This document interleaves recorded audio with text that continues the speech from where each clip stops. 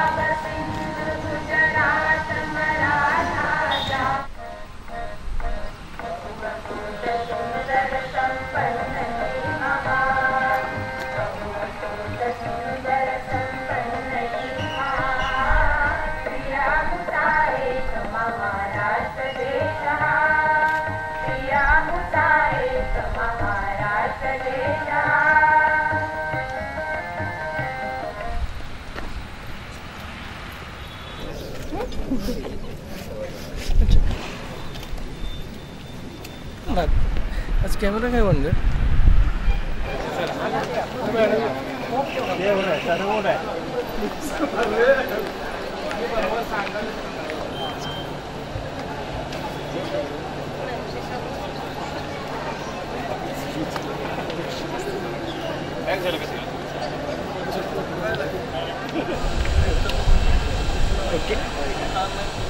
मनपूर्वक स्वागत करून आजच्या मुख्य कार्यक्रमाला आपण सुरुवात.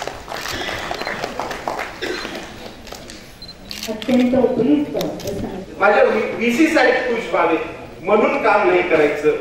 हे जरी आपले देव असले तरी हा देवांचाही एक देव कुठंतरी आहे.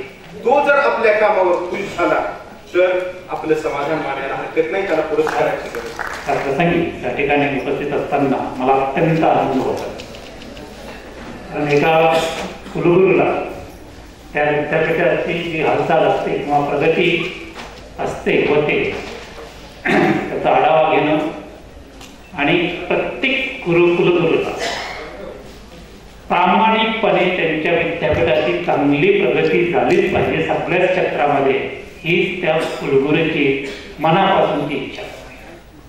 आज विद्यापीठाच्या गेल्या 50 वर्षाच्या 51 वर्षाच्या वाटचालीचा आपण थोडासा आढावा घ्यायचं म्हटलं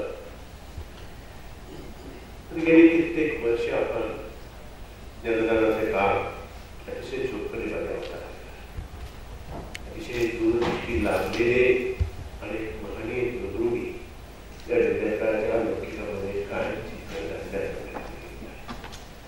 अगदी पहिले गुरु पवारांच्या पासून मी येण्यापूर्वीचे माणिकराव साळुंखे या सर्वांचे प्रत्येक गुरुनी या विद्यापीठाच्या सर्वांगीण प्रगतीसाठी अथक प्रयत्न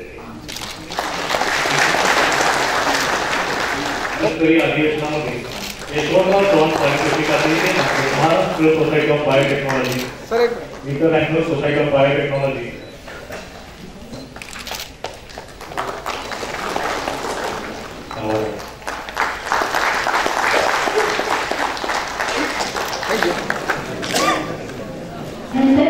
कुमारी दीप्ती प्रभात पट्टी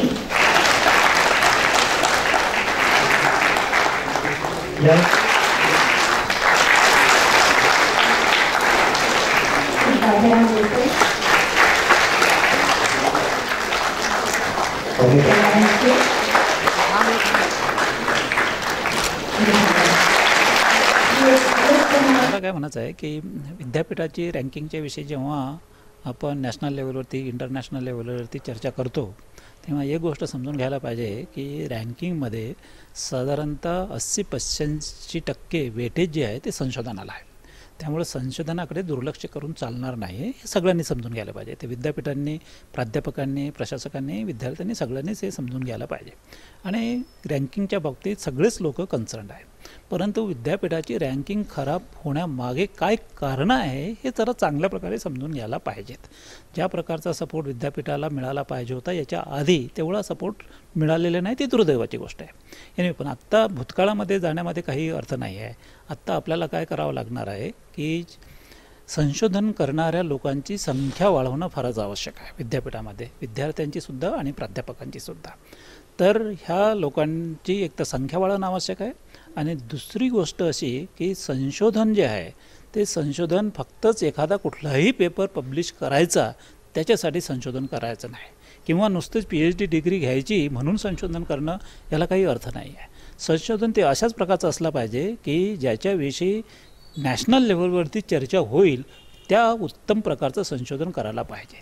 आणि जर तुम्ही अशा प्रकारचं संशोधन केले आणि तशाच प्रकारचे पेपर जर पब्लिश केले तरच तुमच्या रँकिंगमध्ये इम्प्रूव्ह होऊ शकते, नाही तर दुसऱ्या कुठल्याही संशोधनाला काही अर्थ नाही आहे.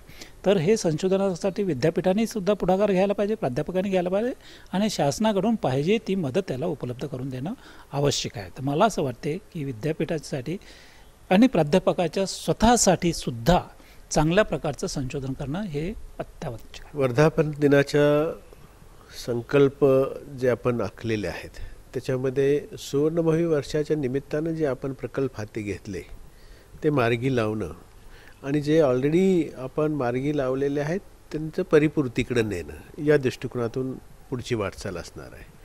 आणि हे सगळं करत असतानाच विद्यापीठाच्या मानांकनाच्या दृष्टीनं तयारीला लागणं, तशा पद्धतीची संयुक्त बैठका घेऊन विभागवार आम्ही काही भेटी दिलेल्या आहेत, विभागातील सर्व सहकाऱ्यांना एकत्रित करून त्या एकत्रित प्रयत्नातून चांगल्यात चांगलं मानांकन विद्यापीठाला मिळण्याच्या दृष्टिकोनातून आम्ही पुढचे 2-3 महिन्याचा काळ यासाठी व्यतीत करणार आहे.